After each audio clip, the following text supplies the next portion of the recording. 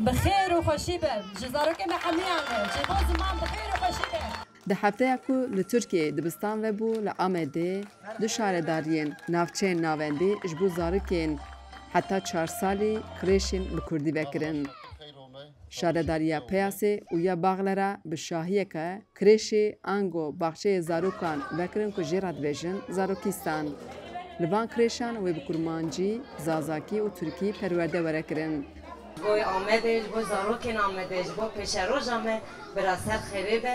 مالبات مد واری دا رول کی میسیونه کی پر گرینگ لیستن نزدیک 1000 مالبات مد سریل مدان لیبل درفت ما امبیجن دواره فیزیکی دا واره امبیجن ماموسته دا درفت ما آنها اوکر ام ده پولا او بکن دواری دا ام دیسا جگلی خارا سپاسی خا پیشکش دکن شانازی کی مزن بوم سریل مدان جکومله چند زمان ام مزوپوتامیای مدر و سندیکای پروردهی جی میوان بشتار و شاهی بون که هر دو سازی جی پیشنگی پروردهی به زمان کردی دکن.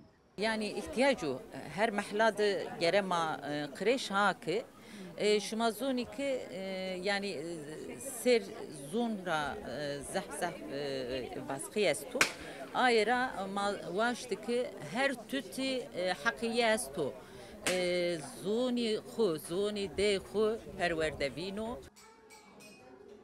Zarokistanê zarokên 3 û 4 salê wê ser müzik, fen, xweza, ekolojî bên perwerde kirin. Gede bi zimanê diya xwe mezin dibin. Gedê min jî ana wexta xeber didim bi zimanê min rabûne. Wexta darin cîkî dinê ziman gelek baş e. Çiqa ziman meriv ew bibe bielme a xwe ji meriv re baş e. Ji bo wî jî ez dixwazim gedê me her zimanê bielmin.